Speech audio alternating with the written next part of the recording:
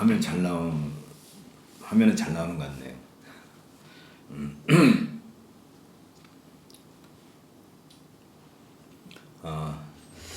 목회 서신, 말만 들어도 가슴이 떨리는 첫사랑과 같은 느낌.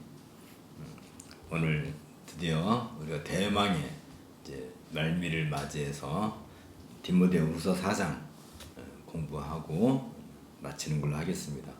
함께 기도하겠습니다.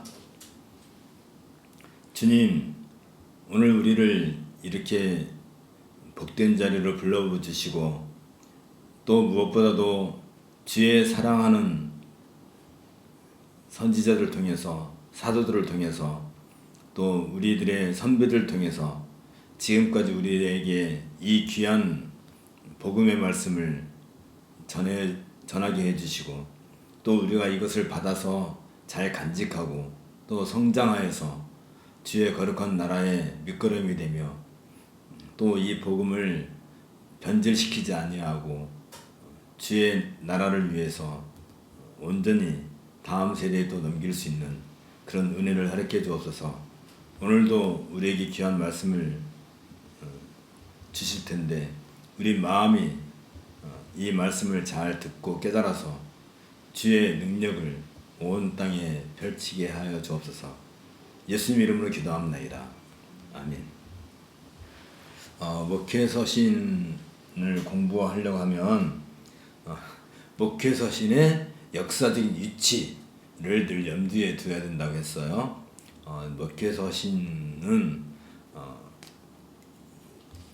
구약 시대가 끝나고, 늘 우리가 이건 염두에 둬야 되죠. 구약 시대가 끝나고 이제 신약 시대가 시작되는데, 신약 시대는 그냥 신약이 기록됐기 때문에 신약 시대가 아니라, 신약 시대의 가장 큰 특성은 이제 예수 그리스도의 오심과 더불어 또 성령께서 오시고, 그리고 이 성령께서 오실 때 여기서 뭐가 시작되냐면 교회가 시작된단 말이죠. 그래서 교회 시대라고 우리가 말을 할 수 있어요. 교회 시대. 그러니까 교회 시대가 이제 본격적으로 열릴 때에 하나님은 구약과 신약을 이제 이 교회에게 주시게 되는 거지. 역사를 놓고 본다면 이런 흐름을 우리 염두에 둬야 되는 거죠. 그리고 이제 구약과 신약을 우리 교회에 주었는데, 이 구약과 신약 중에서도 우리가 알다시피 목회 서신은 이제 이 교회 시대가 이제 시작될 때에 예수님으로부터 시작해서 일종의 사도들이 활동하던 사도 시대가 있죠. 이걸 우리는 이제 다른 말로 말하면 초대교회라고 그렇게 말을 해요. 초대교회 시대, 사도들에 의해서 교회가 설립이 되고, 그리고 이제 신약 성경이 완성되고, 보통 이 기간을 가장 큰 그 역사적인 걸 하려면 AD 70년, AD 70년이면 성전 파괴, 이건 늘 기억해야 돼요. 항상 이 성전이라는 것이 눈에 보이지 않지만 굉장히 우리 구속사에서 중요한 역할을 해요. 최초의 성전은 우리가 알다시피 다윗이 모든 설계를 다 하고 솔로몬이 이제 성전을 건설하죠. 솔로몬 성전. 근데 이 솔로몬 성전은 바벨론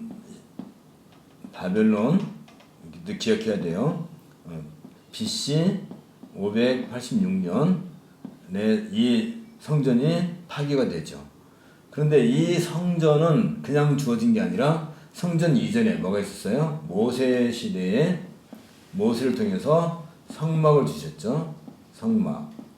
그러면 이 성막은 그냥 모세 시대에 주어졌느냐 한다면, 모세가 태어났을 때 여러분들 기억나는 게 있죠? 모세가 태어났을 때 애굽 왕이 이스라엘 남자들, 히브리 사람들을 다 죽이려고 하니까 모세 어머니 요게벳이 모세를 어디에다 담아서 갈대 상자에 담아서 나일강에 이제 이렇게 뒀단 말이죠. 그래서 이제 그 애굽의 공주가 이제 그걸 발견해서 모세가 이제 애굽 왕궁에 들어가서 자라게 되죠. 거기 그 갈대 상자, 모세는 갈대 상자에서 나왔어요. 쉽게 말하면 갈대 상자. 물론 갈대 상자가 일종의 뭘과 연관되잖아요. 우리가 딱 생각하면 노아 방주, 노아의 방주 기억나요? 노아 홍수 시대의 노아 방주, 갈대 상자, 거기에서 성막 그리고 성전 이어져 나오게 되는데, 그러면 이 노아의 방주는 그냥 노아의 방주일까? 노아의 방주를 한번 가만히 생각해 보세요. 노아의 방주에 인류를 대표하는 노아와 또 그 식구들이 있었죠. 그리고 모든 각색 짐승들 중에 대표들이 다 그 노아 방주가 있었죠. 노아의 방주 안에 들어왔죠. 그래서 이제 이렇게 그 생물들이 번성하게 되는 그 노아의 방주는 일종의 에덴 동산의 축소판이라고 할 수가 있죠. 에덴 동산의 축소판.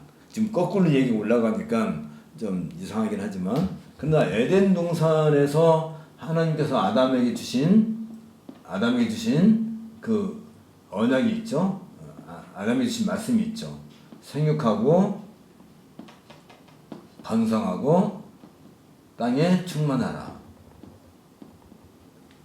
그렇죠? 아담에게 하나님께서 그냥 너 에덴 동산에 태어났으니까 너 하고 싶은 대로 마음 놓고 살아 라고 한 게 아니고, 생육하고 번성하고 땅에 충만하라 할 때 여기에는 무엇이라고 하냐면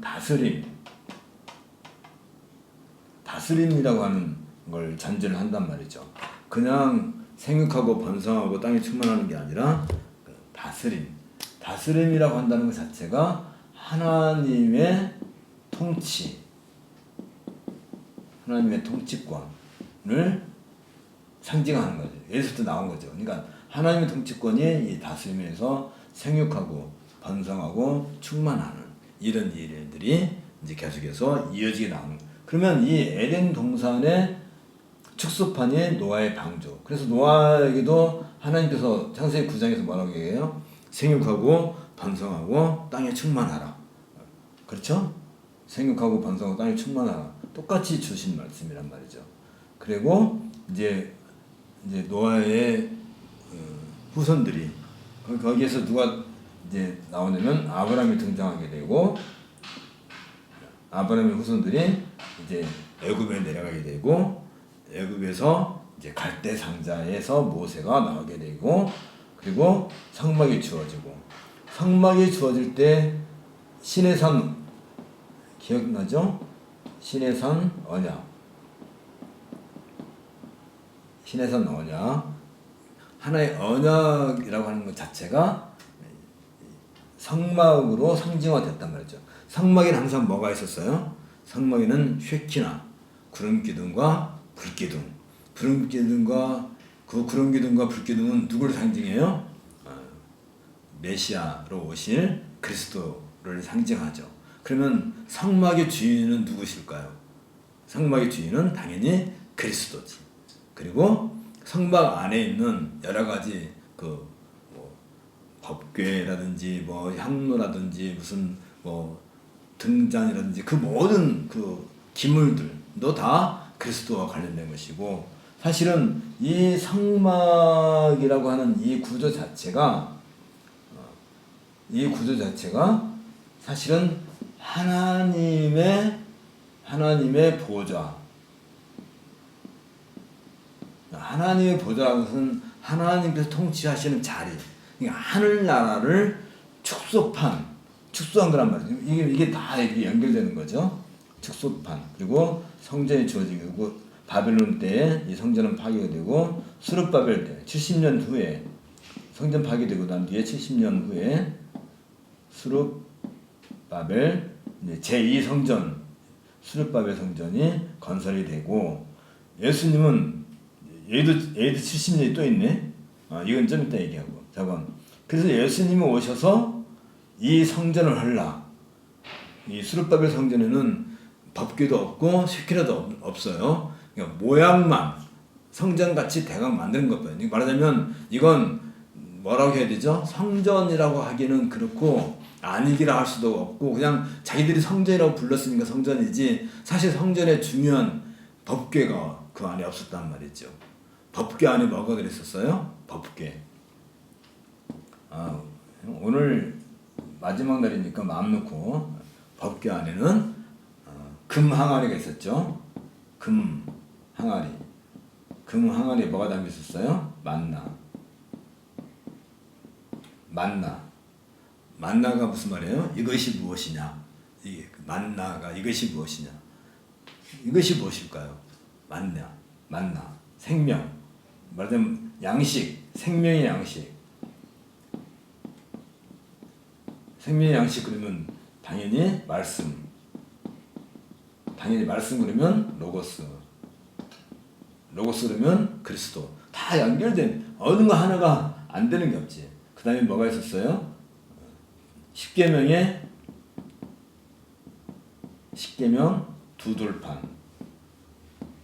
두 돌판이 만나 이 법궤 안에 들어있었죠. 또 하나 있었죠. 세 번째가 아론의 쌍난 싹을 이렇게 쓰나? 쌍난 지팡이. 아론의 쌍난 지팡이. 이 세 개가 이 법궤 안에 들었었단 말이죠. 이 모든 것이 십계명의 두 돌판. 십계명도 결국은 생명의 양식, 말씀, 로고스.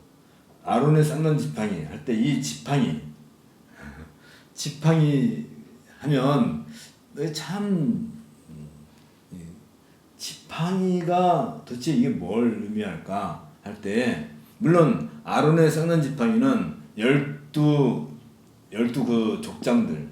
족장들 중에서 왜 아론 너만 하나님께 이렇게 제사장으로 이렇게 제사를 드릴 수 있느냐? 이제 그 권위, 제사장의 권위에 도전했을 때 하나님께서 아론의 지팡이, 살구나무죠. 살구나무 지팡이를 12개를 다 갖다 놨는데 거기에서 아론의 그 지팡이에서만 싸게 났어요. 그래서 이제 아론의 쌍난 지팡이인데 사실 이 지팡이는 여러 가지 중요한 의미가 있어요. 가장 결정적으로 조금만 거슬러 올라가면 그 바로 궁전에서 이게 아론이 지팡이를 던지죠. 그래서 뭘로 만들었어요? 뱀으로 만들어졌죠. 그러니까 거기에 그 애굽의 술사들도 그렇게 했는데 그걸 만들었단 말이죠. 그 얘기가 나중에 이제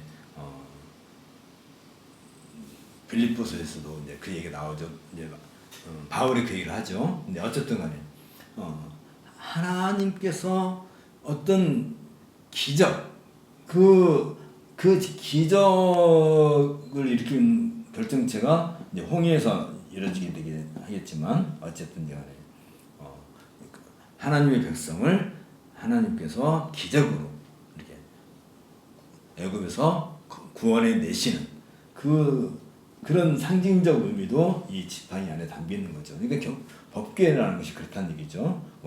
이게 다 그리스도를 상징하는 거죠. 로고스 그리스도 상징하는 것이죠. 이렇게 다 연결되는 것이지. 그렇다 한다면 지금 이 신약과 구약과 신약이 교회에 주어졌을 때 이 사도들에 의해서 좀 이런 이야기들이 다 기록된 것이 이제 교회에 주어졌을 때 이 초대교회 설립은 알다시피 성령께서 오셨을 때 초대교회가 설립됐고 그리고 이 모든 내용을 담아서 교회 사도들이 건네주는 데 있어서 그 모든 그 최정점 마지막 그 과정에서 주어진 것이 이제 목회서신이다.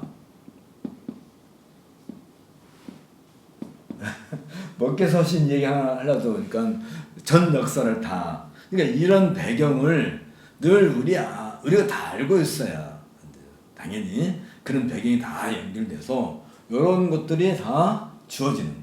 그렇다 한다면 지금 AD 70년에는 이제 이건 구약 얘기고 AD 70년에 성전이 파괴됐다. 지금 요 얘기를 하는 거죠. 성전이 파괴됐을 때 그러면 이 성전이 뭘 얘기해요? 아까 법궤를 얘기했고, 법궤는 곧 그리스도를 상징한다고 했고, 항상 얘기는 쉐키나가 있었고, 그 얘기 다 지금 얘기한 거예요. 다 언약과 관련된 것이고, 그러면 예수님께서 뭐라고 하냐면 이 성전을 헐라. 예수님께서 이 성전을 헐라. 내가 사흘 만에 다시 일으키리라. 그래서 이제 그게 결정적으로 유대인들을 이렇게 충돌시켜서 유대인들이 예수님을 십자가에 못 박게 하는 결정적인 예수님의 그 발언이 되죠. 동기가 되는 거죠. 왜 예수님은 그걸 알면서도 이 성전을 하려고 했을까? 왜냐면 이 성전은 더 이상 성전이 아니다. 그러면 이건 거짓 성전이다. 그러면 참 성전. 아이고, 참자가 참 성전이 누구예요? 참성전, 예수님이 참성전. 그러니까 예수님이 오시기 전까지는 스룹바벨 성전, 또 제1성전, 또 성막, 갈대상자, 방주, 에덴 동산으로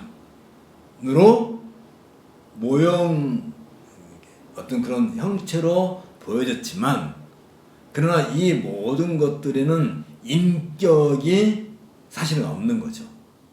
우리가 의미를 부여한 것뿐이지. 그러나 인격을 가지신 참 성전인 예수님이 오셔서 이 성전을 헐라 하신 거란 거예요. 말하자면 참 성전인 그분이 오셔서, 그것이 이제 70년에 이제 이 성전도 파괴가 되고, 그리고 그것을 대신해서 예수님의 몸인 교회가 본격적으로 시작되는. 그 교회는 그렇단 말이죠. 교회는 에덴 동산, 노아의 방주, 모세의 갈대상자, 성막, 솔로몬의 성전, 또 스룹바벨 제2성전, 또 참성전신 누구예요? 예수 그리스도의 몸이란 말이지. 교회는. 그러니까 교회는 단순히 그냥 이게 건물 하나 이게 져놓고 십자가를 붙이니까 이게 교회다. 이렇게 말하면 안 되는 거지. 교회는 뭐예요? 교회. 다시 거슬러 올라가 봐요. 교회는 참 성전이신 예수 그리스도의 몸이다. 참 성전은 구약에 어떻게 표시했어요? 제2성전, 제1성전, 그리고 성막, 갈대상자, 노아의 방주, 그리고 에덴 동산. 에덴 동산은 결국 누구를 보여주고 있어요? 예수 그리스도를 보여주고 있는 것이지. 그래서 에덴 동산의 중앙에, 에덴 동산 중앙에 뭐가 있었다 그랬죠? 생명나무. 에덴 동산 중앙에 생명나무. 그리고 선악을 알게 하는 나무. 이게 두 그루가 있었다 그랬죠? 선악을 알게 하는 나무. 생명과 선악을 알게 하는 나무. 말하자면 생명과 선악을 알게 하는 나무는 뭐예요? 죽음. 너가 정녕 죽으리라. 생명과 죽음을 예수님이 곧 참 생명이시지. 그러니까 선악을 알게 하는 나무를 통해서 죽음에 대한 인식을 하게 되면 생명을 추구하게 돼요. 생명을 바라보게 되는 거죠.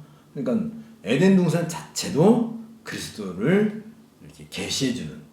그러니까 그 이후에 등장하는 노아의 방주, 갈대상자, 성막, 성전, 이 모든 것이 다 메시아를 향해서 그리스도를 향해 있는 것이고, 이제 참 성전이신 그 인격을 가지신 그리스도께서 직접 오셔서 성전을 헐고, 그게 어떤 사건으로 나타나요? 십자가에서 죽으시는 걸로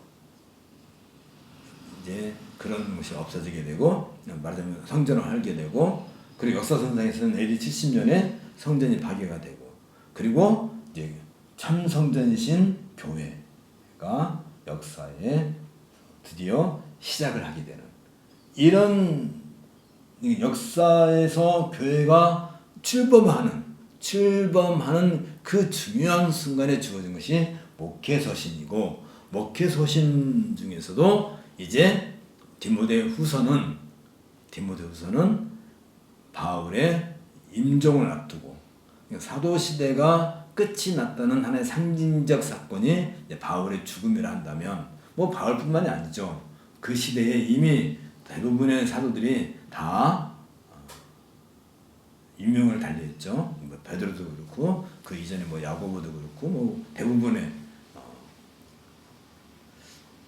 물론 이제 요한 사도만 제일 늦게까지 살아계시긴 했지만, 어쨌든 그 전에 요한도 박해를 받아서 반모섬에 이제 잡혀 이렇게 유배가 됐고, 거기에서 요한 계시록을 기록함으로써 이제 모든 신약 성경이 다 기록이 되고, 그게 교회에 주어지게 되고, 성전은 이제 파괴가 되는 그런.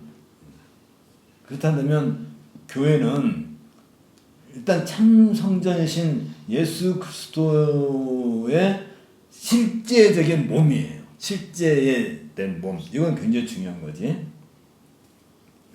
이걸 이해하지 않으면 목회서신을 공부한 의미도 없어지지. 그러면 여기는 예수님의 인격, 예수님의 person, 인격을 상징하는 게 교회란 말이죠. 예수님의 인격. 그러니까 전에는 우리가 알다시피 뭐 성전이라든지 뭐 방주라든지 에덴 동산이라든지 눈으로 보이는 어떤 걸로, 눈으로 보이는 그 형상으로 그리스도를 이렇게 예표하고 계시했다 한다면, 지금은 교회는 눈에 보여요? 교회는 눈에 보이지 않는단 말이지. 아니 무슨 소리예요? 이게 가면 뭐 그건 교회가 아니고 교회 당이지. 교회 당, 예배 당. 옛날에는 다들 그렇게 얘기했단 말이에요. 저게 무슨 중앙교회당이 저기 있다. 그래서 예를 들면 중앙교회당 가려면 어떻게 가야 돼요? 그렇게 물어본단 말이죠. 근데 요즘은 당자를 다 빠트요. 중앙교회를 어떻게 가야 돼요? 중앙교회가 어디 있어요? 없지. 없는데도 불구하고 그냥 그 건물을 이렇게, 그건 뭔가 굉장히 그 신학적으로 퇴색한, 국어사전에도 교회는 성도들을 가리키는 것도 되지만 건물도 교회다라고 우리 국어사전도 그렇게 써놨단 말이죠. 그건 세상 사람들이 교회에 대해서 모르니까 그렇게 하는데, 우리 신자들이 그 건물을 보고 저게 무슨 교회다 그렇게 말하면 안 된답니다. 그 무슨 교회 사람들이 모이는 집이다, 그래서 무슨 교회 당이다 이렇게 말을 해야 된단 말이지. 이게 참 그런 말 하나까지도 우리가 생각하지 않으면 신학적 사고방식이 자꾸 무뎌지게 되고 허술하게 되고 구멍이 뚫리고, 그러면 거기에 악한 이단적인 생각들이 이렇게 들어오게 된단 말이죠. 자, 이런 교회의 설립과 깊은 관련이 있는 것이 목회서신이다. 그러면 이 목회서신은 한마디로 말을 한다면, 목회서신의 가장 큰 특성을 한마디로 말하면 사도들로부터 받은 복음을 보존하고 계승하는 유일한 기관이다 라는 말로 이렇게 우리가 말을 할 수 있어요. 자, 그러면 194페이지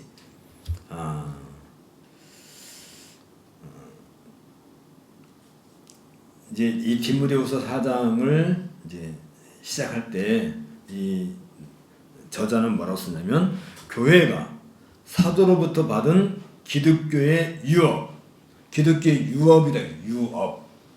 유업은 유업. 다른 말로 말하면 유언으로 이게 남겨지는 것이 유업이지. 다른 말로 말하면 기업. 기독교의 유업, 기업. 다른 말로 말하면 이걸 복음을 그렇게 표현했다. 복음. 왜 유업, 기업이라고 했을까? 그건 유언을 할 때 이제 돌아가실 분이 유언을 해서 어떤 것을 이렇게 주겠다 했을 때 그게 유업으로 남겨주시는 거죠.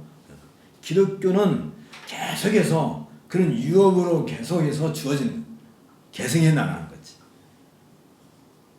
우리가 이걸 어디서 볼 수 있었어요? 출애굽한 이스라엘 백성들이 가나안 땅에 들어올 때 여호수아가 이것도 굉장히 의미가 있어요. 여호수아란 말은 호세아, 예수 같은 말이에요. 예수가, 쉽게 말하면 여호수아는 곧 예수예요. 이름이 같아. 예수가 그 백성들에게 뭘 줘요? 아직 들어가지 않은 가나안 땅을 다 분배를 해줘요. 기업으로. 그 가문의 기업으로 분배를 해서 이건 절대로 팔지 못하게 했단 말이지. 그 주어진 기업을 다 제비뽑기 해서 다 나눠줬단 말이지. 그렇게 해서 그 기업을 주었다. 기업이라고 하는 것은 한 번 받으면 끝까지 그 가문에게 주어진단 말이야. 계속해서 상속해 나가는 거지. 그것이 복음이에요. 복음은 우리가 계속해서 상속해 나가는 것이지. 그런데 이걸 누가 줬다고요?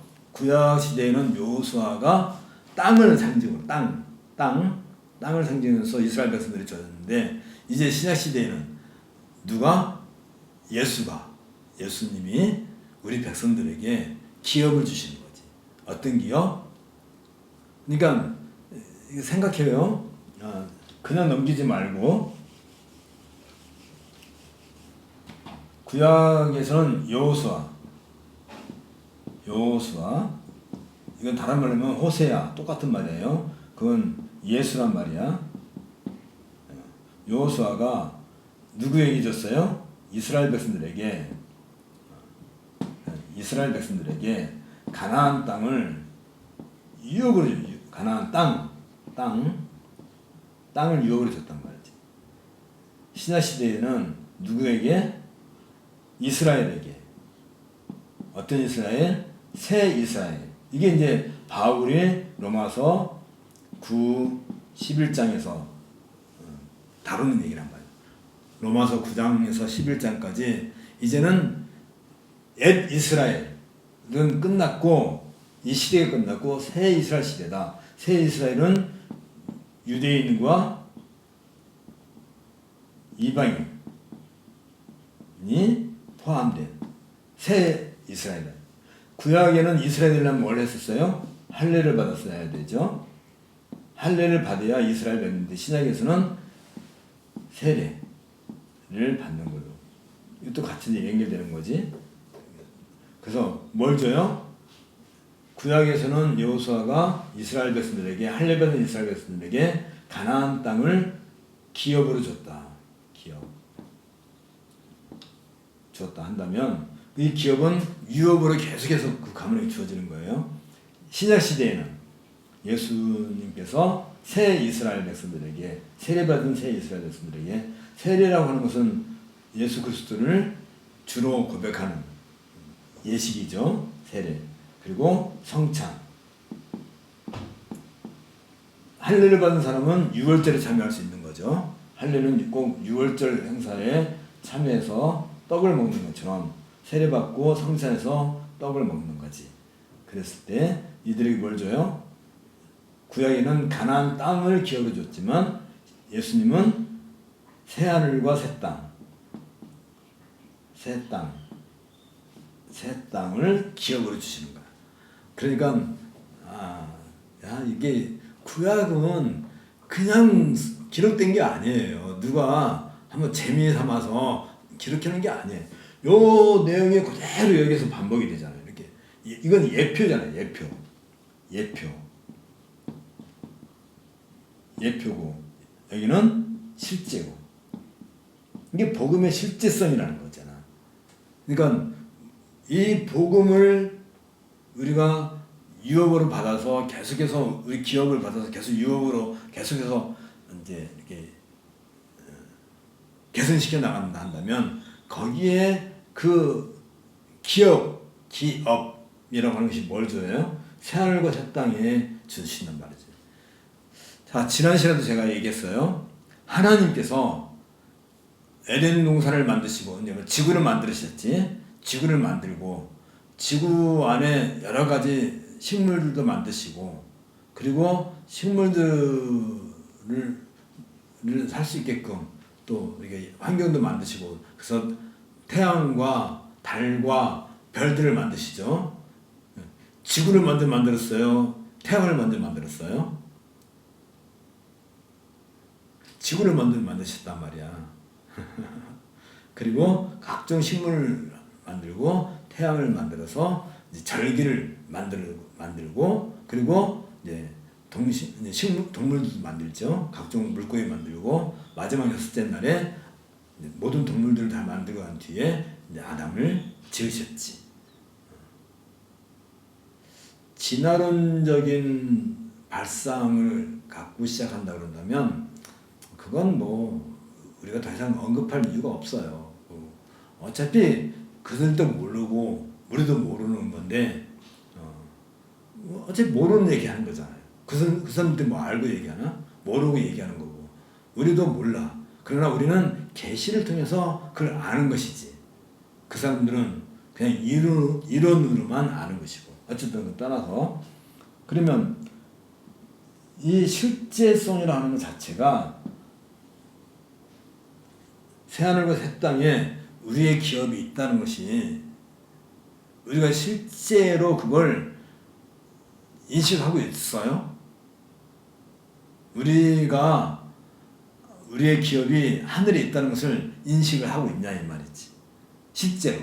그리고 우리가 살고 있냐 이 말이죠. 이 땅에서는 내가 부동산 땅을 사면 등기부 등본이 있어서 증명을 해주잖아요. 그럼 나에게 새하늘과 새 땅이 기업으로 주어졌다는 증서가 있어야 될까? 증서가 뭘까? 갑자기 또 부동산 얘기가 넘어가네. 증서. 그게 구약에서는 이 증서가 할례, 몸에 표시하는 걸로 구약에서는 나타나죠. 신약에서는 몸에 표시를 하지 않지만 세례 받는 걸로. 하늘의 기업이 우리에게 약속된 거는 주어진 거란 말이지. 이게 다 연결되는 거지. 자, 그러면 여기 다시 한번 읽어요. 교회가 사도로부터 받은 기독교의 위협을 계승해야 할 것에 대해 본서신이 뭐예요? 디모데후서가 깊은 관심을 가지고 있다는 것은 결국은 이것 때문에 이게 기독교 신앙이란 말이에요. 기독교 신앙은 기독교의 위협을 개성하는 것이 우리의 믿음이에요. 믿음은 바라는 것에 실상이다 할 때 실상이에요. 실상. 뭘 바라봐요? 하늘의 기업을 바라보는 거지. 그래서 히브리서 11장에서 수많은 우리 믿음의 선진들이 천성을 향하여서 이렇게 나아가는 그 모습을 기록하는 것처럼 우리도 그렇게 가는 거란 말이지. 그게 우리 기독교 신앙이에요. 그래서 그 기독교 신앙 때문에 죽음을 앞둔 그 바울의 상황과 이 목회서신은 깊은 관심이 있다 한다는 얘기가 바로 이 이야기를 통틀어서 하는 거예요. 그러니 그냥 이 말이 나왔겠어요? 여기는 그냥 뭐 딱 2줄로 이렇게 기록됐지만 사실은 이 2줄을 기록하기 위해서는 이런 역사적인 배경을 충분히 이 안에 담고 이런 얘기를 하는 거예요. 그러니까 이런 말을 쓴 사람은 대단한 사람이지. 누군지 모르지만 그래서 바울은 자신이 처형당하기 전에 이 마지막 서신을 작성을 해서 바울은 다가올 일에 대한 냉정한 판단과 열심히 그동안 살아온 그 모든 것을 뒷받침해준 이 모든 것이 다 무엇과 관련돼요? 믿음과 관련돼요. 믿음. 기독교 신앙, 믿음과 관련. 요 내용이 다. 그러니까 우리의 믿음은 얼마나 확실해요. 이 믿음을 얻기 위해서 하나님은 에덴 동산을 창설하시고 생명나무와 선악과를 주시고 노아의 방주 뭐 이런 성전 이런 역사에서 실제로 존재하는 그 모든 것들을 다 눈으로 보게 손으로 만지고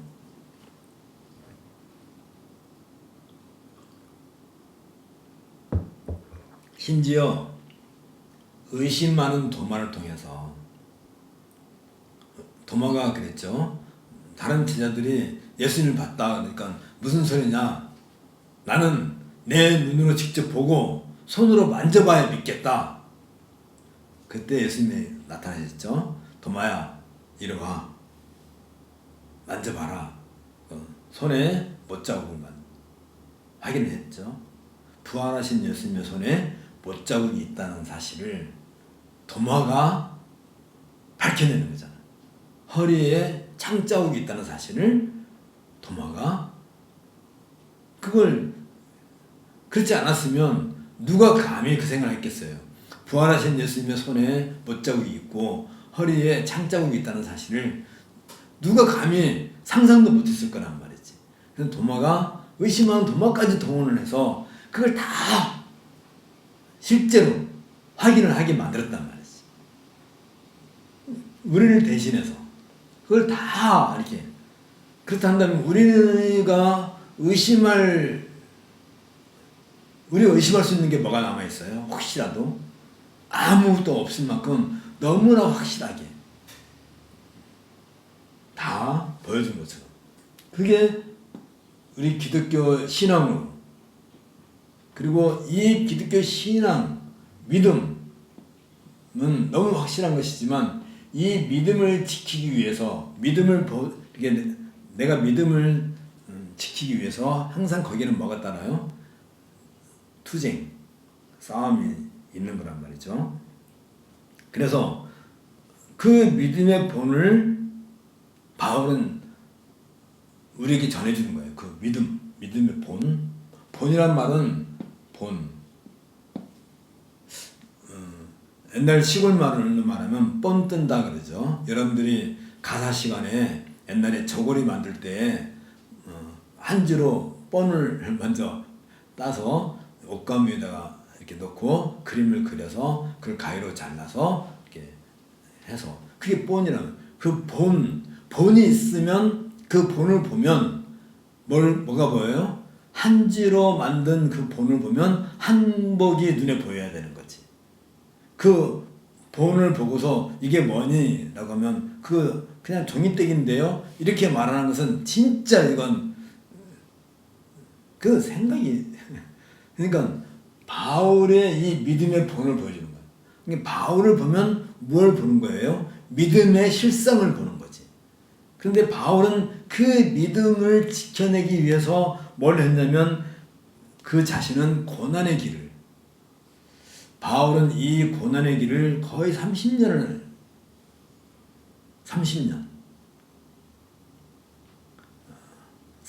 동안 바울은 이 고난의 길을 갔어요. 무엇 때문에? 믿음의 본을 보여주기 위해서. 우리들에게. 그럼 우리가 바울의 그 믿음의 본을 보면 뭐가 보여진다고요? 믿음의 실상이 보여야 되고, 그게 그리스도가 보여야 되고, 생명이 보여야 되고, 그리고 그 그리스도께서 우리에게 약속하신 하늘의 유업, 하늘의 기업이 눈에 보여야 되는 거예요. 바울은 그걸 보고 온 거고, 보고 왔기 때문에 기꺼이 30년 동안 그 모든 고난을 다 이겨낸 거예요.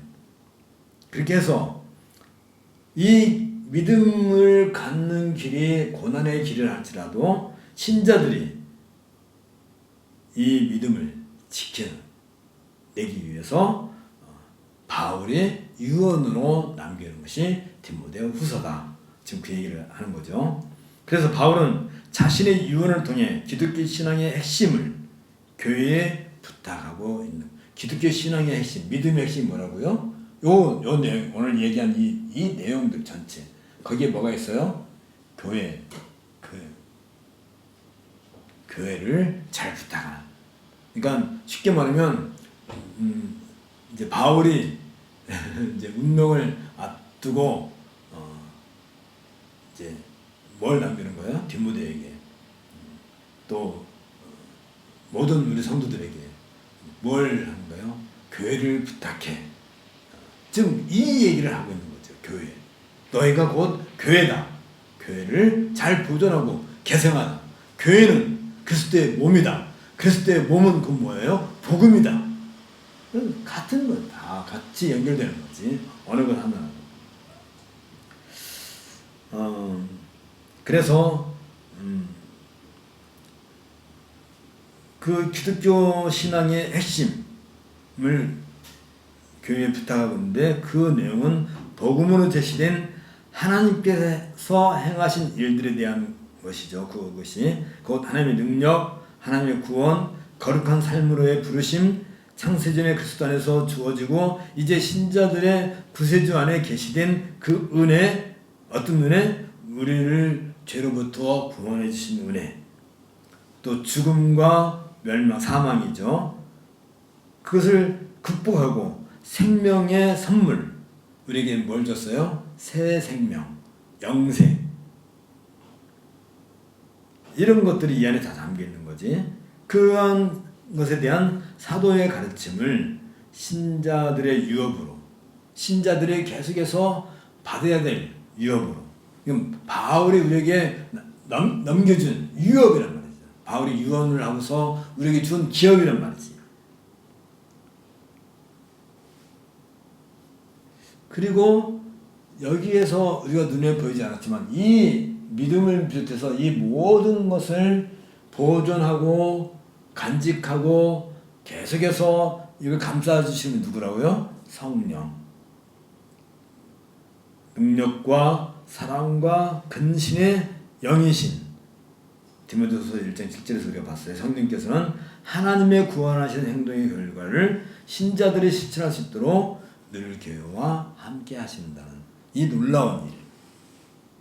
성령은 바로 이런 일을 하시는 분이지.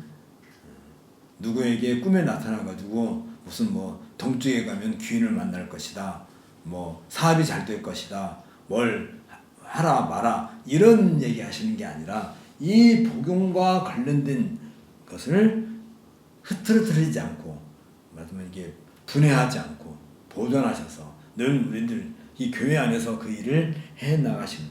그래서 교회는 사도로부터 물려받은 이 유업을 보존하고 계승하기 위해서 충성된 사람들을 이제 직분자로 세워서, 직분자는 그리스도의 삼중직과 연결된다고 그랬어요. 목사와 장로와 집사, 선지자와 왕과 제사장, 그런 삼중직을 통해서 뭘 하기 위해서요? 사도로부터 물려받은 유업, 다시 말하면 이 복음에 대한 내용, 다시 말하면 하나님께서 행하신 그 구원의 일을 계속해서 계승해 나가기 위해서. 그래서 신자들의 구원을 위한 하나님의 활동이 시작되는 그 순간부터 교회에게 유업으로 주어진 복음을 이 세상이 끝날 때까지 계속 전해져야 하는 것. 누구를 통해서? 우리가 바로 그 일의 주인공이에요. 성도들을 통해서 우리가 이 일을 계속해서 이어져 나가. 복음을 위해 봉사하는 이 충성된 사람들은 기꺼이 그리스도의 고난에 또한 참여해야 되고 주인을 위해 헌신하는 군사가 되어야 한다. 우리가 지난 시간에 지금 그걸 공부했어요. 아들을 십자가에 죽게 하시기 위해 보내주신 하나님을 섬기기 위해서 신자들은 기꺼이 자기 희생을 몸소 실천해야 됩니다. 참, 왜 늘 이 희생을 전제할까요? 희생. 왜 희생을 전제할까? 그건 다른 것이 아니에요. 아까 아담 얘기했지만 아담이 선악을 알게 하는 나무 열매를 따 먹음으로써 죽음을 가져왔단 말이지.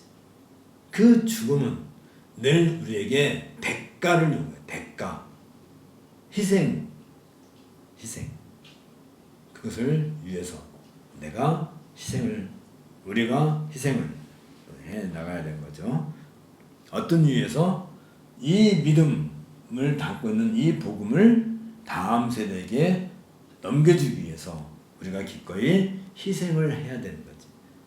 아까도 얘기했지만 바울은 30년 동안 이쪽 예루살렘 동쪽에서부터 로마 서쪽에까지, 나중에는 스페인 저 서쪽 끝에까지 이렇게 동서를 횡단하면서 바울은 마라톤을 하는데 30년 동안 마라톤을 한 거야. 쉽게 말하면 달려갈 길. 그리고 이제 드디어 이 달려갈 길이 다 끝난, 지금 이게 마라톤 하게 되면 결승점이 있죠. 이 결승점 있으면 이게 뭐죠? 이게 끈으로 이렇게 묶어놓으면 내가 이 가슴으로 이 끈을 타치를 해야 되지. 이게 제 몇 회 무슨 마라톤 이렇게 써놨죠. 내가 이렇게 가서 이를 딱 터치를 해야 통과가 되는 것처럼 지금 바울은 바로 그 순간이야. 이제 모든 경주의 달리기의 마지막 순간에 이 가슴이 이 마지막 그 파이널, 이걸 뭐라고 그래요? 잠깐 여기에 가슴이 닿는 그 순간, 여러분들도 곧은 아니지. 뭐 우리 수진 씨 같으면 앞으로 한 50년? 한 50년은 더 살아야 거기 갈 수 있긴 하겠지만, 그러니까 바울이 30년을 이렇게 살았다면 수진 씨도 30년을 이렇게 살아야 돼, 최소한. 어쨌든 간에 여러분들도 다 앞으로 한 40년 이상은 사실 거니까 아직 늦지 않았어요. 바울이 각성을 하고 깨닫고 그리스도 예수를 만나고 난 뒤에 30년 동안 줄곧 이 길을 달려간 것처럼 여러분도 지금부터 30년 동안 줄곧 이 길을 가면 되는 거예요. 그치? 나도 가야지. 우리 함께 다 같이 가야죠. 그러면 이 30년 동안 바울이 이 교회 시대를 열기 위해서 준비를 했을 때 사실은 이 교회를 그만큼 단단하게 하나님께서는 단단하게 견고한 그 믿음을 견고하게 지키는 터로서 교회를 주신 것이죠. 교회는 선지자들과 사도들의 터 위에 서 있다라고 그렇게 말을 한단 말이죠.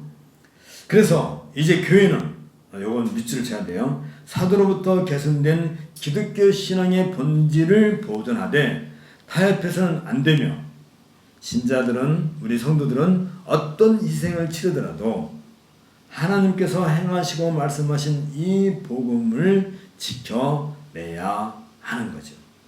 왜냐하면 경건의 모양은 있으나 그 능력을 부인하는 사람들의 특성이 강하게 나타나는 말세의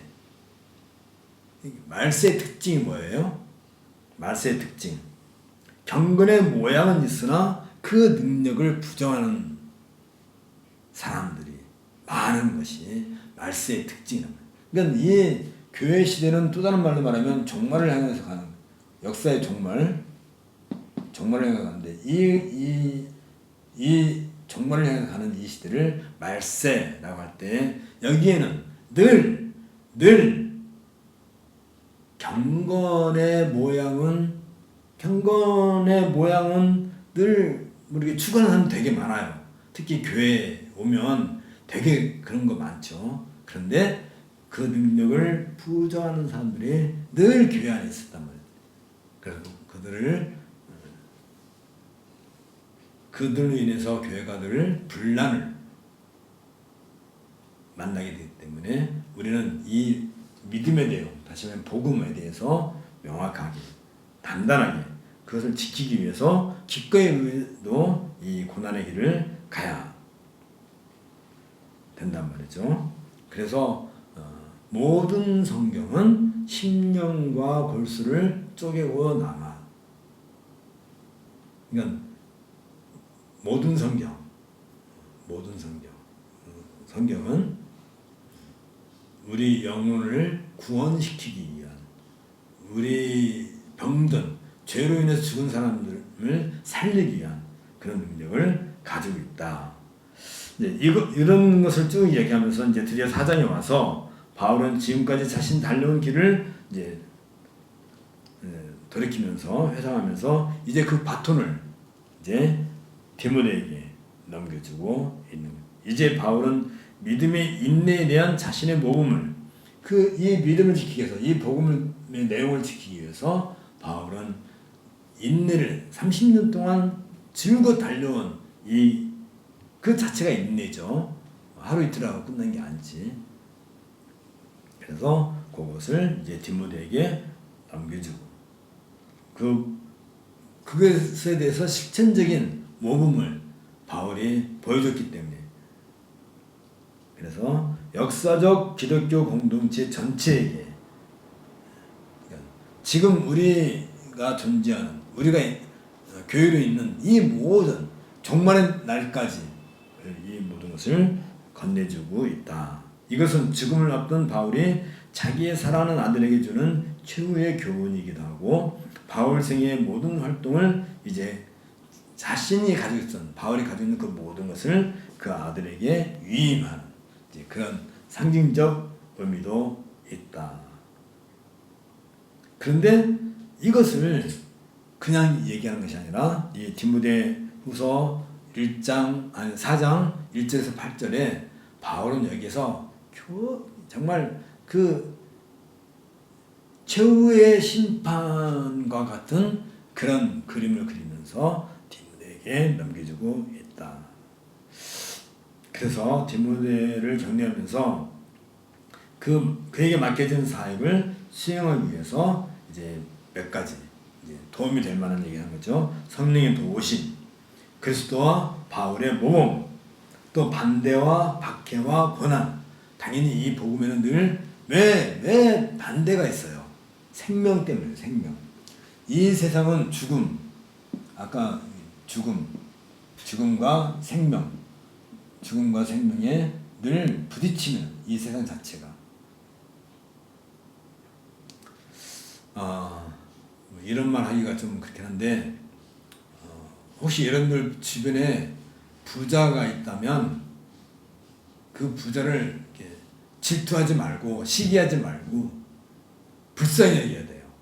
만일 그분이 신자라 한다면 그분을 통해서 하나님께서 어떤 일을 하실 것이고, 아직 믿지 않는다면 또 언젠가는 믿을 수 있을 것이고, 아예 안 믿는다 할지라도 그 사람은 죽음의 냄새가 나잖아요. 죽음의 냄새가 그 사람이 나는 거잖아요. 불쌍히 여겨야 되는 거지. 시기하고 질투하지 말고. 가장 결정적인 얘기를 우리는 예수님께서 친히 말씀하신 이야기 속에 나오죠. 부자와 거지 나사로 얘기. 부자와 거지 얘기가 아니고 나사로. 왜 사람 이름을 예수님께서 거기 넣었을까? 이건 진짜니까, 사실이니까, 역사의 현장에서 실제로 그게 있었던 일이니까. 부자도 죽고 이 나사로도 죽었다. 부자는 어디에 있다고요? 지옥불에 가 있다. 나사로는 낙원에 가 있다. 이게 진짜란 말이야, 진짜. 근데 그걸 어떻게 알아요? 예수님이니까 아는 거지. 우리는 모르는 거지. 그러면 우리는 비록 이 세상에서 거지 나사로처럼 한평생 동안 그렇게 산다 할지라도 날마다 그 음악 소리가 나고 날마다 뭐 음식 냄새가 나고 날마다 손님들이 들락거리고 잔치하는 그 집을 바라볼 때 거지 나사로 마음속에 눈꽃만큼도 부러워하거나 또 그걸 시기하거나 그랬겠어요? 아마 우리들 같았으면 안 그러겠지. 내가 만일 거지 나사로 위치했는데 맨날 그 앞으로 뭐 고관들 왔다 갔다 하지, 뭐 산에 짐이 들락날락하지, 옷, 입, 뭐 명품 가방 들고 다니지, 왔다 갔다 하면 속에서 열불이 나고 저 자식은 무슨 복이 많아서 저렇게 잘 사는 거야. 나는 왜 이렇게 맨날 이렇게 유명한 이꼴로 사는 거야. 비교할 수 있잖아요. 얼마든지. 처지를 비관할 수도 있잖아요. 나는 왜 이렇게 못 살아? 나는 왜 이렇게 맨날 힘들어? 왜 내가 무슨 죄가 있어서 우리 부모는 나를 이렇게 낳았어? 얼마든지 불평할 수 있을 텐데 거지 나사로에게는 늘 평안이 돼. 평안, 샬롬, 평안. 이게 말이 그런데 그 평안을 죽고 난 뒤에 나사로는 아브라함 보면서 계속 누리고 있는 거고, 완전히 극과 극으로 바뀌는 거죠. 최고의 이 땅에서 명예와 돈과 뭐 권력과 모든 것을 다 누리고 있는 그 부자가 왜 이름을 얘기하지 않았을까? 부자 이름이 누군지 우리가 다 알 텐데, 지옥불에 가서 내 혀끝에 물 한 방울만 나사로를 보내서 쭉 이렇게 떨어뜨려 달라고 간청하는, 완전히 극과 극이 바뀌는 그 자리에서도, 그 지옥불에 떨어지는 그 자리에서도 이 부자는 나사로를 알아보고 나사로의 처지에 대해서 부러워하는 거잖아요. 엄청나게. 아니 저 자식이 옛날에는 우리 집 대문 앞에서 맨날 냄새나고 더럽고 추한 그 꼴 자식이 어떻게 저기 했지? 그래서 아브라함이 부탁하는 거죠. 그 나사로 좀 나한테 보내서 내 혀끝에 물 한 방울만 떨어뜨려. 자기가 뭐 보내면 보내오고 가고 할 그런 그런 처지를 모르는 거지. 근데 나사로는 이 세상에 있는 동안에 한 번도 그 부자에게 내 혀끝에 물 한 방울만 떨어뜨려 달라고 요구한 적이 없단 말이에요. 바라지도 않는단 말이지.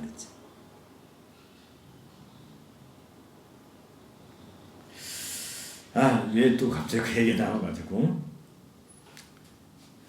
거기에 이런 것이 남겨지는 거잖아요. 성령의 도우심, 그리스도와 바울의 모범, 반대와 박해와 고난, 또 악을 피하고 복음을 전파하며 이단을 책망하되 그들의 회개를 소망할 것들에 대한 권고를 이제 이 디모데후서 4장에서 하는 거란 말이지.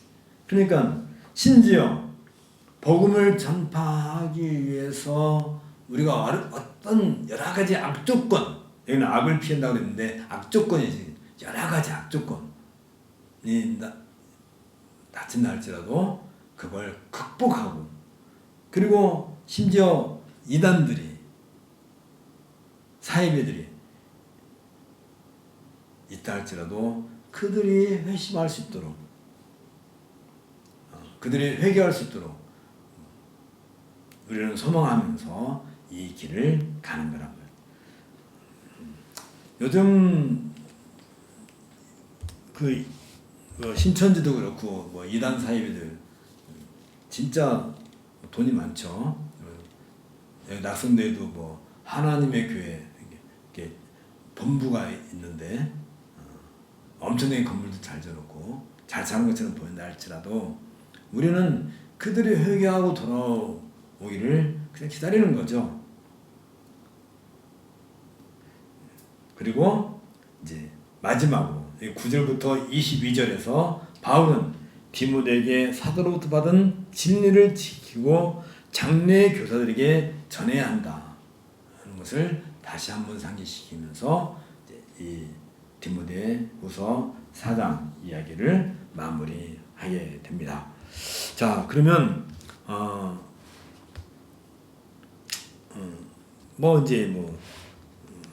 교회의 큰 특성, 여기 195페이지 배교의 때와 교회의 말씀 선포에서 교회의 가장 큰 특성 중에 하나가 이 든든한 교회를 하나의 상징적으로 보여주는 게 있다고 그랬죠. 아무리 고난, 고통, 악한 시대를 할지라도 교회는 절대 흔들림이 없다. 견고하게 서 있는데 거기에 디모데후서 2장 19절 그리고 민수기 16장 5절에 있는 것처럼 교회는 이게 지난 시간에 얘기했어요. 주께서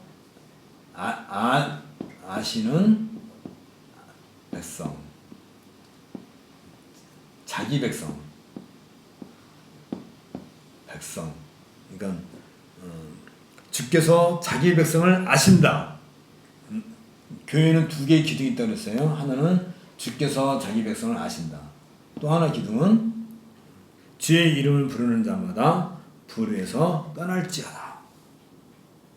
주께서는 자기 백성을 아시는 거고, 그다음에 주의 이름을 부르는 자, 주의 이름을 부르는 자는 모든 불에서 떠나라. 이 두 개의 명문을 가지고 있다. 이것을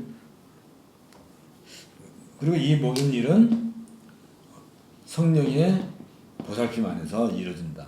이런 것을 우리가 염두에 둔다 한다면 사실 우리가 이 땅에 살면서 교회를 염려하고 교회를 걱정할 필요가 사실 우리는 없어요. 우리는 그만한 이치에 서지도 못하고 이 교회는 하나님께서 이미 견고하게 세워놓으신 거예요. 우리가 그걸 결정적인 사건을 묻사를 통해서 보게 되잖아요. 묻사.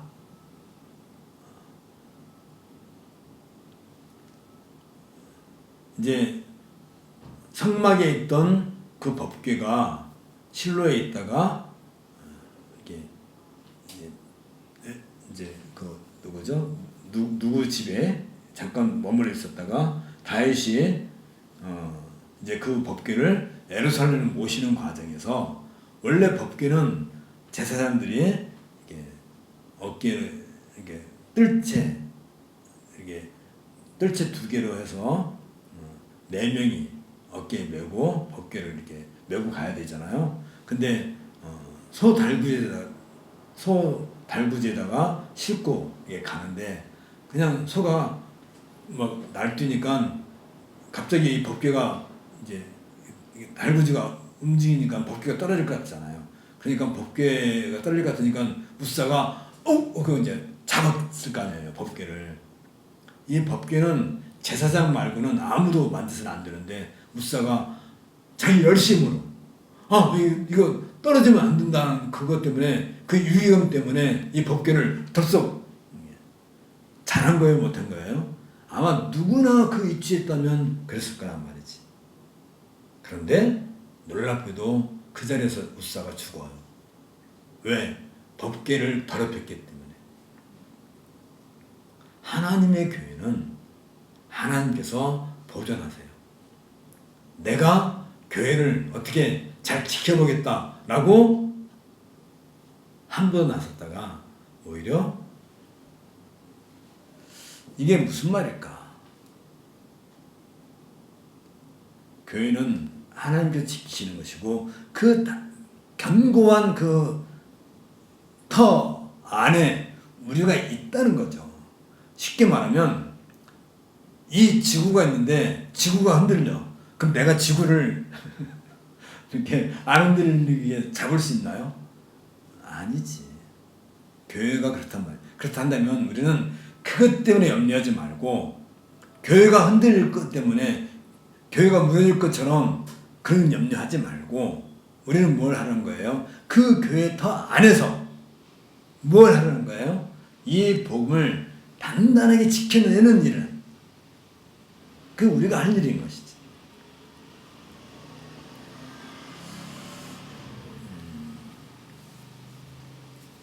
자, 이제 이 이야기는 쭉 지나가면 여러분들이 뭐 다 알게 될 내용이니까 쭉 지나가요. 그게 어디까지 지나게 되냐면 자, 중요한 얘기 하나를 하고 지나갑시다. 여기 198페이지. 이 배교회 때라고 하는 것은 이 악의 때죠. 이 교회가 종말에 이르기까지 이런 경건의 모양은 있으나 경건의 능력을 부정하는 그런 사람들이 많은 이 시대에 이게 이제 종말의 때고 말세의 특징이고 이게 배교가 나타나는 거죠. 그럴 때 디모데에게 뭐라고 하냐면 네 직무를 다하라 라고 하는데 우리 한글 성경에는 이게 번역이 안 돼요. 안 돼 있지만 뭐라고 바울은 얘기하면 여기 이제 읽어보면 너 자신에 대해서 말한다면 as for you 너 자신에 대해서 말한다면 너는 네 직무에 충성하라. 네 직무를 다하라.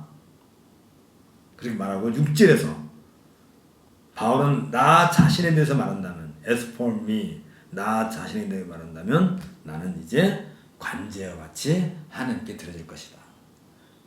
요게 지금 5절과 6절이 교차되고 이렇게 결정적으로 as for you 너는 내가 너한테 말한다 한다면 너는 네 직무에 충성을 다해라. 그 누구한테 주는 거예요? 우리한테. 그러면서 바울은 무슨 말을 나에 대해서 말한다면 나는 간제와 같이 이제 부어짐을 받을 것이다. 관제는 이제 모든 그 구약에서 제사를 들 때 제일 마지막에 붓는 헌주 술을 이렇게 붓는 것으로 제일 마지막 제사의 마무리를 그러니까 바울은 자신의 피를 헌주로 자기 자신을 산 제물로 바치는 마지막 순간. 그러면서 디모데후서 3:6절에 나 자신에 대해서 말을 하기를 관제와 같이 벌써 내가 부음이 되고 나의 떠날 기약이 가까웠다 하면서 그리고 그동안 그리스도의 모범 바울의 모범 그 모든 복음을 위해서 내왔던 그 모든 것을 이제 누구한테 말하는 거예요? 너에 대해서 말하는데 너는 이것을 끝까지 지켜라 라고. 그리고 여기 199페이지 제일 아랫단에 디모데후서 4장 8절에 이제 후로는 나를 위하여 의의 면류관이 예비되었으므로 주 곧 의로우신 재판장이 그 날에 내게 주실 것이니 내게만 아니라 주의 나타나심을 사모하는 모든 자에게니라. 자, 끝까지 이걸 지킨다면 내가 이제 아까 얘기했잖아요. 결승선을 통과하는 그 순간에 지금 바울이 있는데 이제 그 다음에 뭐가 남아있어요? 이제 면류관을 받을 거란 말이지. 면류관. 그런데 나만이 아니라 이 바울이 아까 얘기했잖아요. 네 직무를 다하라. 그것을 통해서 주의 나타나심 다시 오실 첫 번째 오실 무슨 교회 시대 시작과 함께 첫 번째 예수님 오셨지만 다시 나타나실 것은 새하늘과 새 땅이죠. 우리에게 기업을 주시기 위해서 상급을 주시기 위해서 그게 상이지 면류관이지. 그래서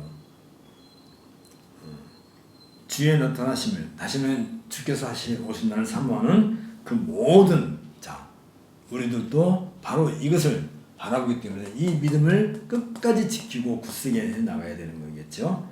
그랬을 때 바울은 마지막 날에 의로우신 재판장께서 의의 면류관을 주셔서 그래서 의의 면류관을 받아 쓸 것을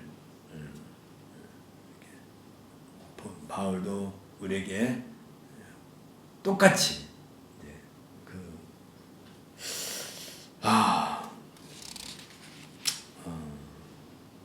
그래서 의의 면류관이란 현재의 싸움의 모든 수고와 어려움을 극복한 승리자에게 풍성하게 갚아주는 그 면류관으로서 이것은 신의를 다해 주를 섬긴 것에 대한 보상으로 신자들에게 주어지는 거죠. 신자의 거룩함과 의가 하나님 나라에서 완전하게 되고 그것이 신자들의 면류관이 될 것이다. 그러니까 우리들이 받을 면류관은 뭐예요?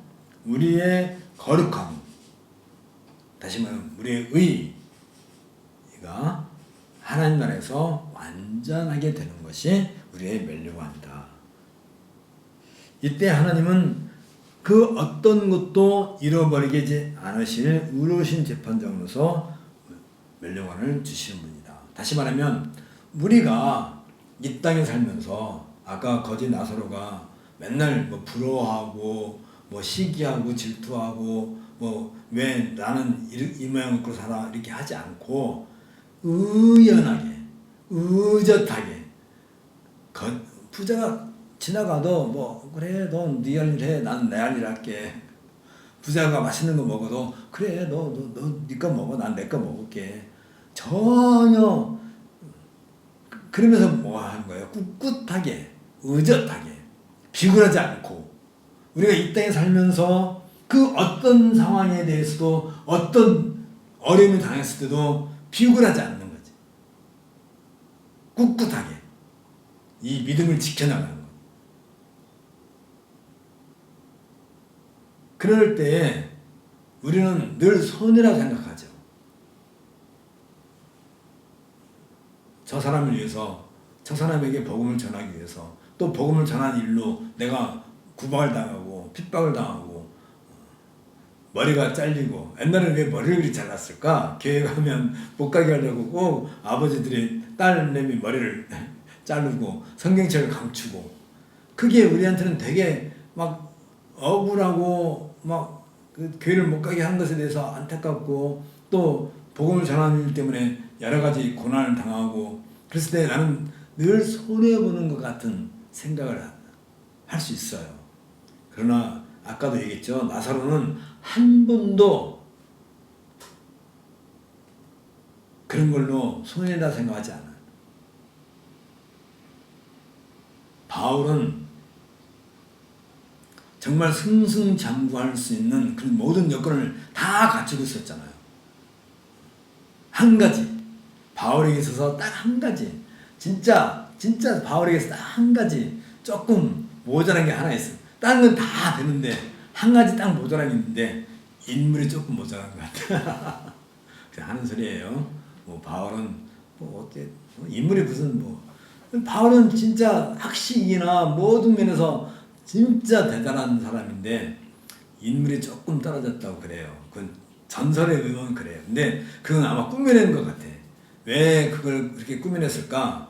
아마 그 로마 교황청, 로마 천주교가 베드로를 이게 더 바울보다 높이려고 하다 보니까 바울은 좀 왜소하고 메브르코에다가 못생겼다고 아마 꾸며놓은 것 같아. 실제는 우리가 모르잖아요.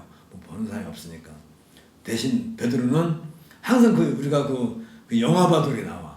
베드로는 하얀 백발에다가 아주 도톰한 얼굴에다 덩치도 크고 지팡이도 아주 멋있는 지팡이 이렇게 지팡이 탁 들고 베드로는 어디 가든지 다 이렇게 존중받고 늘 바울은 그 베드로에 비해서 좀 왜소하고 초라해 보이게끔 이렇게 영화에도 그렇게 나와.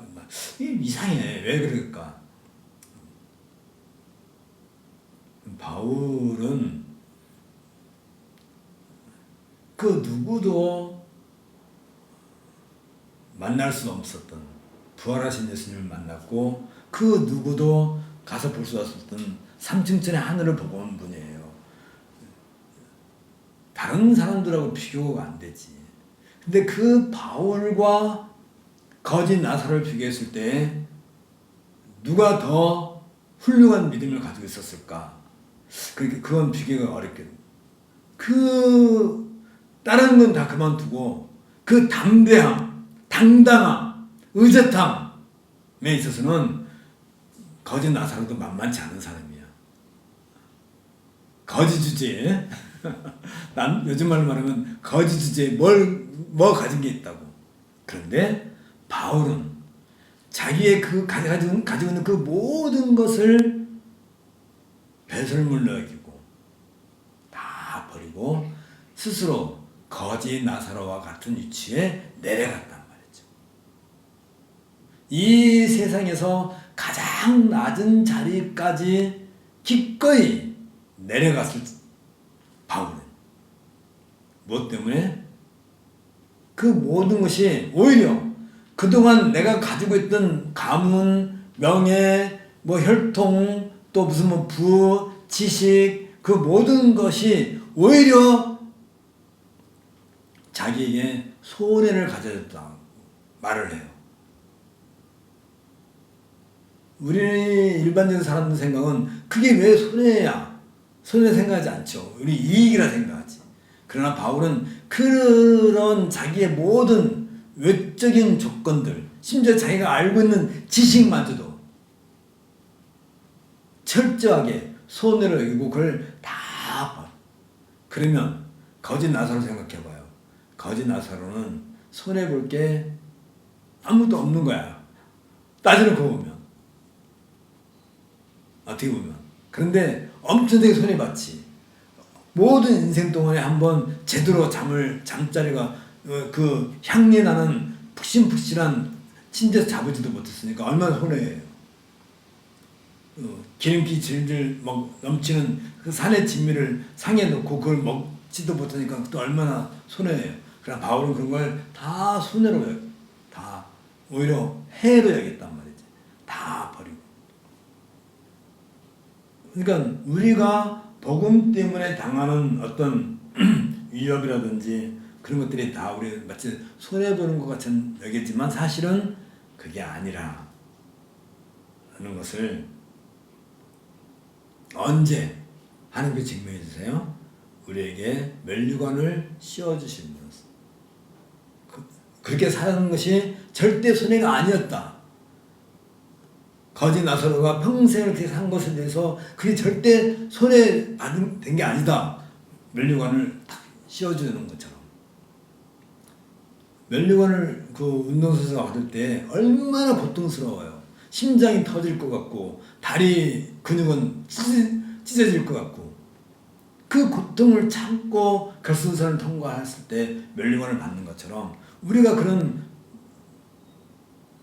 고통적 그런 고난을 좀 당하는 건 절대 손해가 아니라 이 면류관은 사도나 순교자와 같은 특별한 그런 위치에 있는 사람들뿐만 아니라 주님의 나타나신 마라나타 아멘 주 예수여 다시 오시옵소서 주님께서 다시 우리에게 생명의 면류관을 주실 것을 믿고 그걸 바라보고 소망하는 모든 성도들에게 똑같이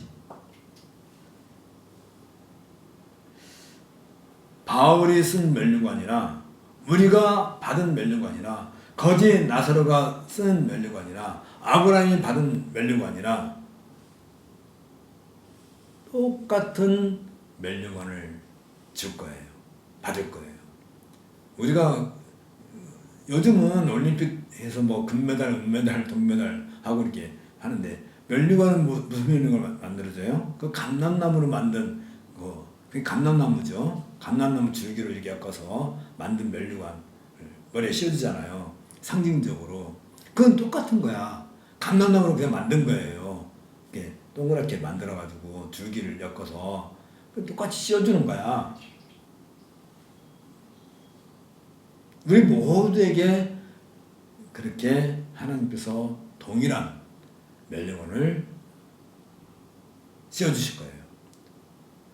그러니까 우리가 바울보다 덜 고통스럽고 덜 고난받으면서 면류관 받으려면 되게 부끄럽겠죠. 아닌가? 은혜인가? 글쎄.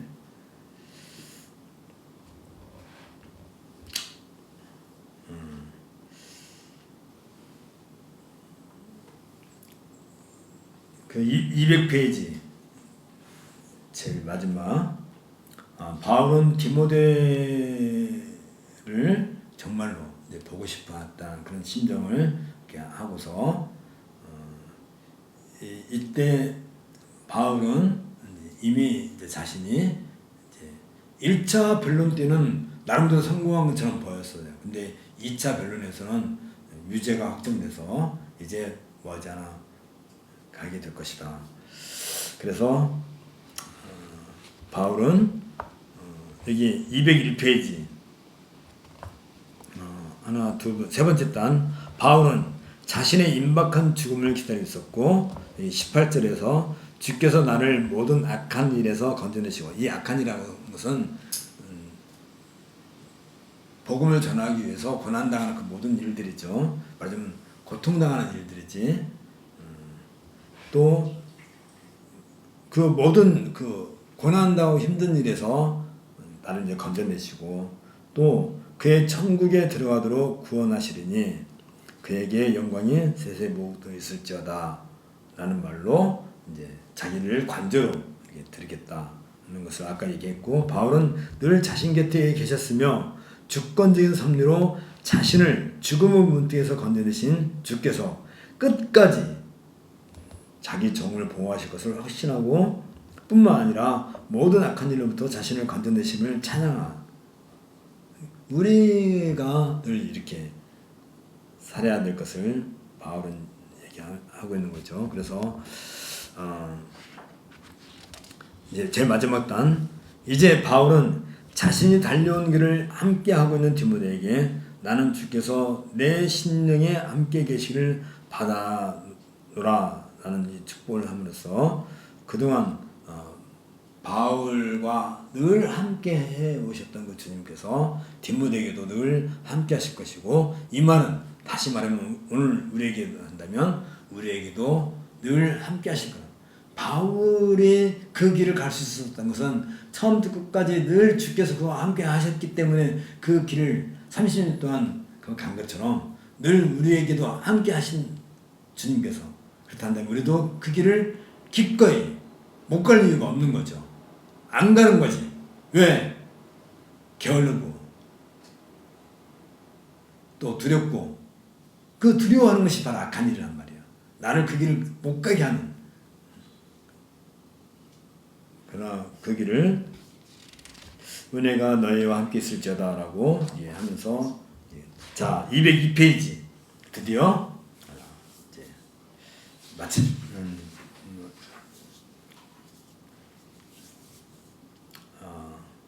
이제 목회서신 그 으뜸가는 목적 이게 이제 우리가 그동안 공부한 모든 것을 이렇게 한마디로 말한다면 바로 이거예요. 202페이지에 본 서신의 으뜸가는 목적은 복음의 신앙을 확신시키며 순수하고 계속적인 전파를 행함에 있다. 지금 이 믿음에 대해서 확신을 하고 그리고 여기에 오염되지 않고 가감하지 않고 순수하게 순결하게 이것을 계속해서 전파해 나가는 일을 우리에게 요구하고 있는 거죠. 특히 죽음을 앞둔 바울의 상황을 감안한다면 그리스도의 나라, 다시 말해 하나님의 나라, 영생의 소망, 우리는 영생에 대한 소망을 갖고 있죠. 또 성도들의 전투, 끝까지 전투를 하는 것이지 그리스도에 대한 신앙 고백, 교회의 확실성 등에 대한 바울의 내용들이 이 목회서신에 잘 담겨져 있죠. 그러면서도 우리는 이제 이런 것들이 늘 나와는 상관이 없는 그냥 그렇게 성경을 읽기가 쉬워요. 조심해야 되죠. 이미 바울은 자신이 그렇게 살아왔던 것을 사도행전 20장 24절에서 밝힌 바가 있죠. 나의 달려갈 길과 주 예수께 받은 사명 곧 하나님의 은혜의 복음 증거하는 일을 마치려 하면은 나의 생명을 좀 더 귀한 것으로 여기지 아니하노라. 우리도 똑같은 그런 마음의 그런 결정해야 될 것이 있고 그리고 이제 디모데후서 4장 6절 8절에서 관제와 같이 벌써 내가 부음이 되고 나의 떠날 기약이 가까웠도다. 이게 좀 우리에게 지금 유언을 하는 거예요. 내가 선한 싸움을 싸우고 나의 달려갈 길을 마치고 믿음을 지켰으니 이제 후로는 나를 위하여 위에 멸류관이 예비되었으므로 주 곧 의로우신 재판장이 그날에 내게 주실 것이니 내게만 아니라 주에 나타나실 사모하는 모든 자들, 그 모든 자들이 곧 우리들도 포함되는 거겠지. 그리고 바울은 마지막 이 유언과 함께 그의 평생의 복음 전한 일과 글 쓰는 일을 다 마무리하게 돼. 그리고 그리스도의 이름을 위해서 자기 목숨을 기꺼이 드려. 바울은 그의 주님을 알고 그 안에서 발견되며 율법에서 오는 의가 아니라 그리스도를 믿는 믿음을 통해서 오는 하나님부터 난 의를 소유하는 놀라운 복을 바라보면서 평생 모든 것을 벼슬 물려야겠다. 이게 바울 신학에서 가장 핵심적인 거죠.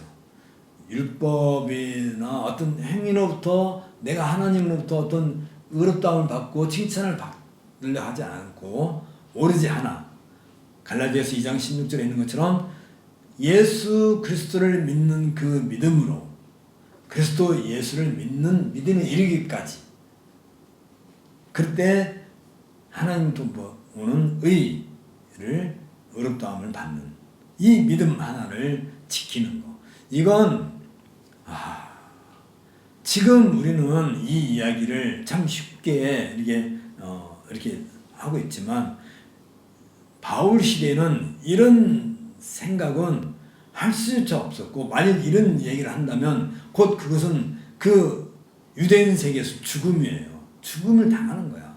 그러니까 유대인들이 이런 율법으로부터 의를 받으려 하지 않고 예수 그리스도를 믿는 믿음으로부터 의를 받겠다고 하는 이 말, 이 복음, 이것을 바울이 전했기 때문에 유대인들이 끝까지 죽이려고 바울을 쫓아내는 거잖아요. 그 당시에 그랬단 말이에요. 다시 말하면 지금 우리에게 이 얘기를 들킨다면 우리가 이 믿음, 바울이 전해준 이 믿음을 우리가 이 세상에서 지키려고 노력하고 있단다면 이 세상 사람들은 끝까지 우리를 쫓아와서 죽이려고 할 거란 말이지. 근데 우리가 왜 이 세상 사람들이 우리를 죽이려고 안 해요? 우리가 그렇게 안 하니까. 그냥 그 사람들 생각할 때는 자기랑 우리랑 똑같다 생각하니까 놔두는 거 아니겠어요? 그런 건가? 아니면 우리는 이 믿음을 끝까지 지키기 위해 이것을 위해서 다음 세대에게 넘겨주고. 자, 이제 바울의 마지막 유언, 오늘날 우리 교회를 위해서 바울은 이렇게 말을 하는 거예요. 너 하나님의 사람아, 202페이지 마지막에 사도로부터 전수받은 복음에 대한 너의 믿음을 부끄러워하지 말라. 하나님의 은혜로 말미암아 죽을 힘을 다하여 바른 교훈을 보수하라. 이 교훈을 계승 발전시키는 일에서 오는 고난을 기꺼이 감수하라. 이 이야기는 누가 했어요? 바울이 지금 이 시대의 교회 우리에게 이 얘기를 하는 것이에요. 우리 가슴이 이런 말을 들을 때 좀 뜨거워야 텐데, 에휴, 나는 아직 그런 위치에 못 서 있어요. 나는 아직 복음도 잘 몰라요. 나는 이제 겨우 교회에 나갈 정도에 불과해요. 이런 변명은 통하지 않아요. 우리를 부르실 때에, 아예 우리를 부르실 때에 그리스도의 군사로 부르신 거야. 언제 우리를 불렀어요? 내가 어떻게 예수 만나가지고 교회 다니면서 아니라니까요. 언제 불렀다고요? 창세전에.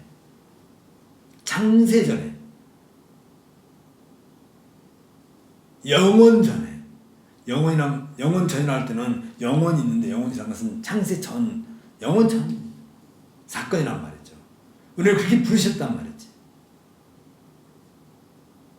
그렇다 한다면 우리가 더 이상 변명하고 나태하고 게을러 빠져서 이 일을 등한시할 게 아니라 정말 이제 담대한 주의 군사가 돼서 바울이 우리에게 맡겨준 유언을 남겨준 이 가르침을 따라서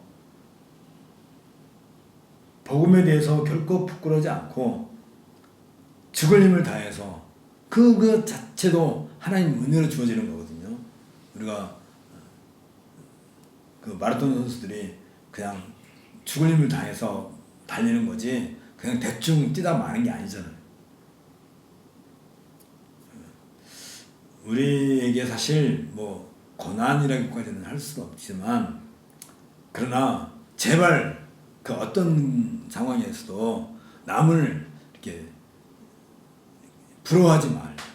거지 나사로가 그 상황에서 그 앞에 얼마나 많은 사람들이 왔다 갔다 했는데 한 사람도 부러워하지 않아. 바울도 자기 모든 것을 뱃으면 다 내버리고 진짜 거지 나사로와 똑같은 그런 마음의 심령에 우리 마음에 그런 자세를 갖고 그 어떤 것도 부러워할 이유가 없었던 거죠. 왜? 부활하신 그리스도를 직접 만났고 삼층전을 갔다 온 바울이기 때문에 그런 걸 부러워하지 않는 거잖아요.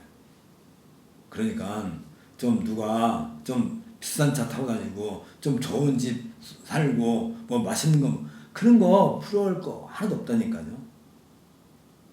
남진이가 누군가 유명한 말을 했죠. 초가 한 칸 하나만 있어도 님과 함께라면 뭐 부러울 것이 없다고. 그 님이 누구예요? 예수님이야지.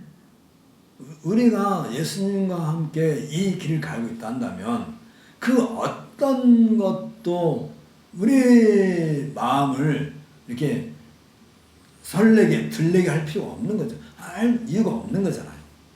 우리는 그냥 담대하게 의젓하게 진짜 꿋꿋하게 그리고 뭐 세상이 뭐 난리를 피고 뭐 코로나가 난리가 났고 무슨 뭐 그런 거 눈 하나 깜짝하지 않고 우리 안에 있는 이 믿음을 우리는 끝까지 지켜 나갑시다. 끝까지.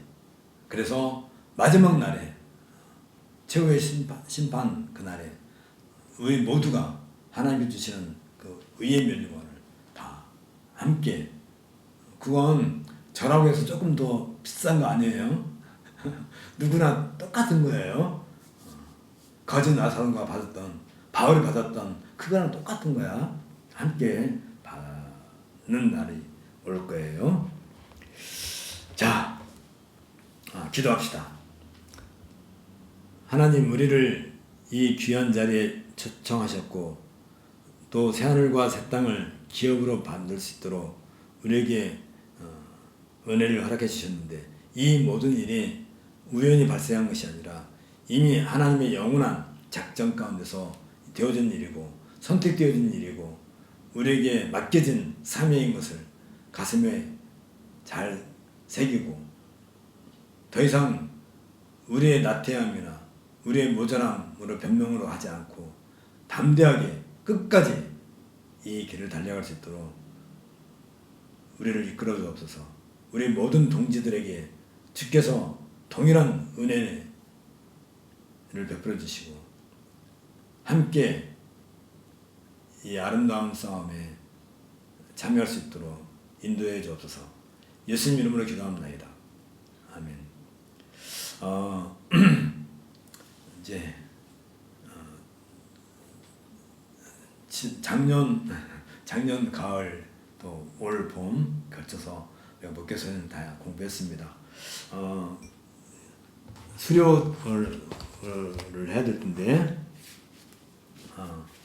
수료증을 이렇게 여러분들에게 드립니다. 수료증도 멋있게 생겼고 열면 한국 길레스피 아카데미 헌장 이거 우리 믿음의 고백 내용이 담겨 있고 이쪽에 수료증 이렇게 하얀색은 수료증입니다. 여기 인도 이렇게 딱 찍어놨어요. 두 개가 있어요. 하나님은 우리를 아신다. 주께서 자기 백성 아신다. 또 하나는 뭐라고요? 주의 이름을 부른 자는 모든 불에서 떠나라. 두 개의 기둥이 딱 받치고 있습니다. 그래서 전달식을 아니 수료식을 하고 수료를 받을 분들은 이광숙 권사님, 그다음에 고현숙 집사님, 그리고 임수진 자매님, 그리고 최선남 집사님, 그리고 김윤숙 집사님, 그다음에 박선미 자매님 이렇게 수료증 전하고 대표로